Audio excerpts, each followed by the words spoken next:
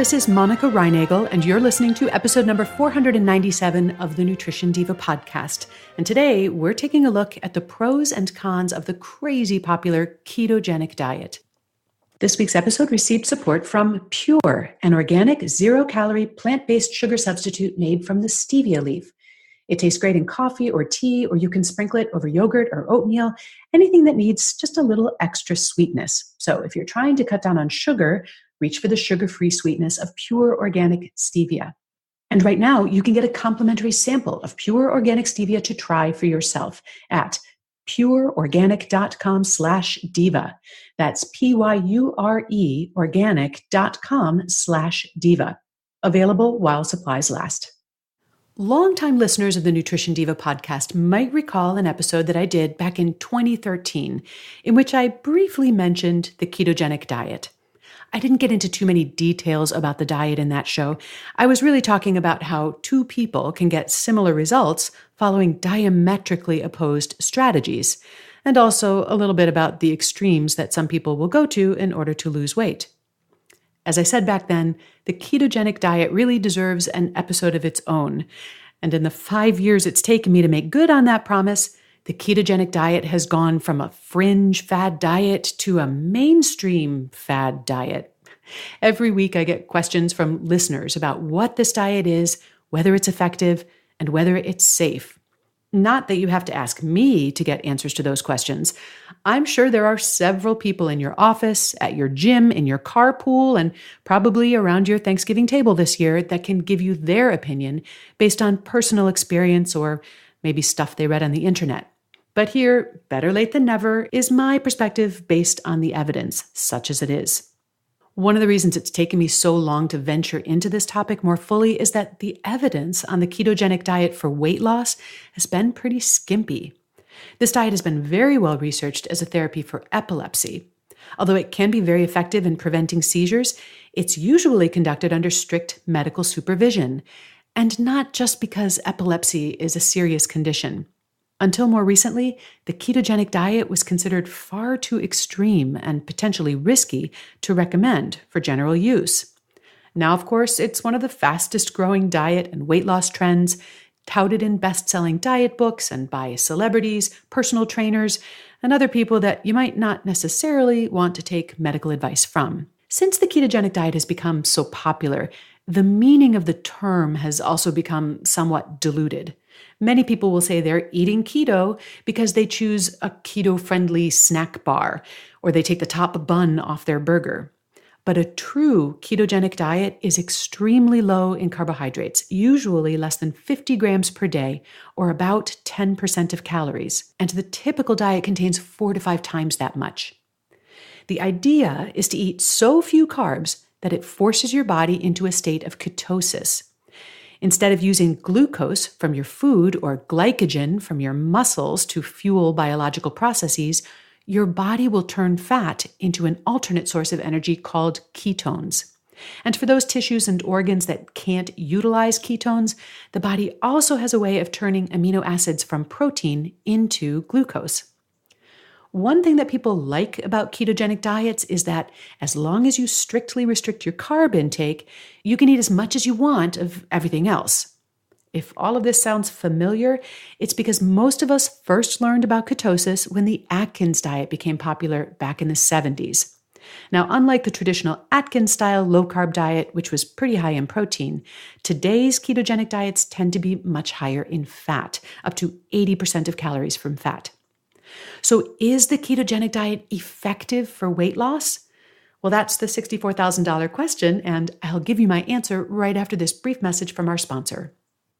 Flava Naturals is a brand that might just change the way you think about chocolate. You may have heard people cite a study that shows that the cocoa flavanols found in dark chocolate promote brain function, heart health, and exercise performance. But here's the thing. You'd need to eat 5 dark chocolate bars a day to match the flavanol levels used in many of those studies. With Flava Naturals, you get 5 to 9 times the cocoa flavanols of a typical dark chocolate bar in just one serving. Their decadent chocolate is all natural, made from antioxidant-rich cocoa beans, and best of all, it tastes fantastic. I like to have a flava as my after dinner treat. Just a small square really satisfies my urge for a little something sweet. And not only is it nice to know that it's extra high in flavanols, but I actually like the flavor better than my previous go-to dark chocolate bar. Chocolate was your weakness, but with Flavonaturals, it's your strength. Go to flavonaturals.com today to learn more and enter the code DIVA to get 20% off your next order. That's FLAVA naturals.com, and the code is DIVA. And that offer expires on December 31st. And now here's the deal on the ketogenic diet for weight loss. You will probably lose weight on a ketogenic diet, despite being able to eat as much as you want. Contrary to what you read online, however, very little of this has to do with the metabolic magic of ketosis. Converting fat into ketones and protein into glucose does burn up a little more energy than burning carbs for fuel. But this ends up being a very small factor. The main reason that people lose weight on ketogenic diets is that they simply take in fewer calories. Being in ketosis has a rather profound appetite-suppressing effect. And anything that suppresses your appetite is obviously going to make it easier to limit your calorie intake. Another reason that people take in fewer calories is that a very high-fat diet, as fun as that might sound, is not necessarily very appetizing. Weight loss on a ketogenic diet is also likely to be fairly rapid, especially at first, but much of that initial weight loss is simply water. Being in ketosis is very dehydrating, and it can even lead to electrolyte imbalances. This is why this diet used to only be done under medical supervision. And although a ketogenic diet does force your body to burn fat for fuel, research finds that this does not translate into losing more body fat. In studies that have compared the ketogenic diet to other diets, total weight loss and fat loss was not significantly different. In some studies, lean tissue loss was greater on ketogenic diets than on other diets. If you are on a ketogenic diet, you can mitigate some of that muscle loss with strength training. And for tips on that, check out the Get Fit Guy podcast. The truth is that rapid weight loss sets the stage for weight regain by increasing lean muscle loss and decreasing your metabolic rate. And that's why I'm always trying to make the case for slower weight loss. But how does the ketogenic diet affect disease risk?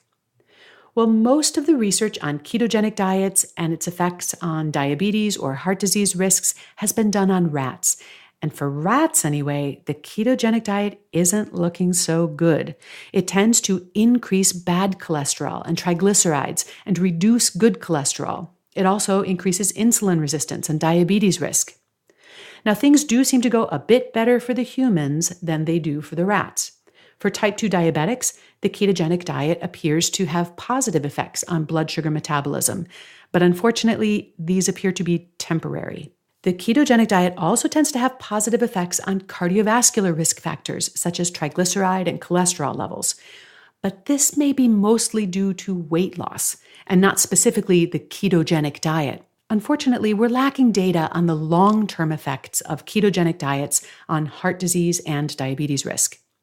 If you are doing a high-fat ketogenic diet, research suggests that emphasizing unsaturated fats like olive oil, nuts, and avocados, and not overdoing it with saturated fats such as coconut oil and butter may offer your heart some protection and lower your diabetes risk. But for me, the big question is, are ketogenic diets sustainable? The truth is, we don't have much data on the long-term sustainability of the ketogenic diet in humans, but longer-term studies in rats are not encouraging. Rats put on a ketogenic diet tend to lose weight initially, but after a few months, weight loss slows. Now, that wouldn't be so bad if they then stabilized at that lower weight, but instead, they start regaining, and they ultimately end up heavier than when they started. We don't know whether it might work the same in humans. The long-term human studies that we have max out at about 24 weeks, and that's right about the same time that the rats started regaining their weight. But perhaps a more important question is the issue of whether you can make this very restrictive regimen a permanent lifestyle. Because here's the thing, you can eat 80% paleo or 80% unprocessed foods, but there's no such thing as an 80% ketogenic diet. You have to be on a very low-carb diet for about 3 days in order to get your body into a state of ketosis. And a single carb-rich meal will put you back at the starting line. Meanwhile, without the appetite-suppressing effect of being in ketosis, continuing to eat a lot of high-fat foods could easily lead to taking in far too many calories. If you get tired of the ketogenic lifestyle or menu, you're going to need to find a new strategy for managing your appetite and your calorie intake. Otherwise, you're likely to regain what you have lost, and losing weight and then regaining it may be more harmful to your health than not losing weight at all.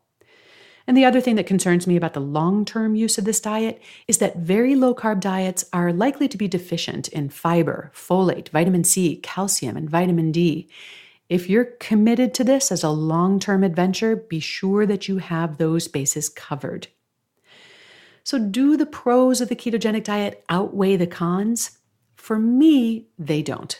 Whatever you are doing to lose weight needs to be something that you can sustain long-term.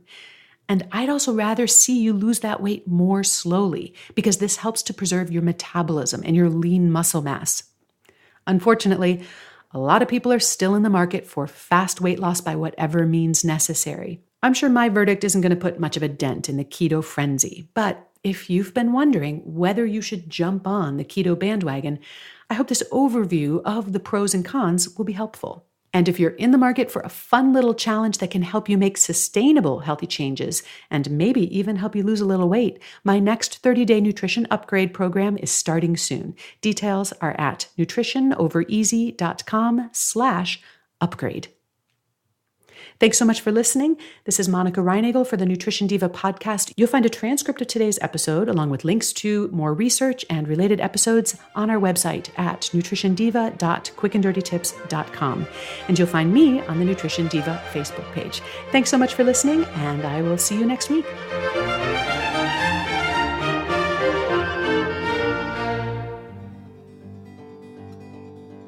This episode is brought to you by Macmillan, our publisher.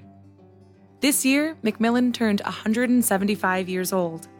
And to celebrate, we brought together Macmillan employees to share their favorite stories of working here. From publishing best-selling books. And I just remember seeing them across the concourse. And I started running up to them. I'm like, you're number one, you're number one. And we all started jumping up and down. To making a difference in the world. Of all the books that I've worked on, I feel like this book, more than any other, has changed people's lives. And that's an incredible opportunity. To the impact working here has on our own lives. Being at Macmillan was kind of a big part of our story to begin with. We officially listed our location on the marriage certificate as the Flatiron Building, and we couldn't find any others that matched in the records. So we're just going to go ahead and say that we're the first to actually get married in the Flatiron Building. Macmillan, bringing authors and readers together since 1843. For more stories of our long-standing history in the publishing business, follow us on social at Macmillan USA. That's MacMillan USA.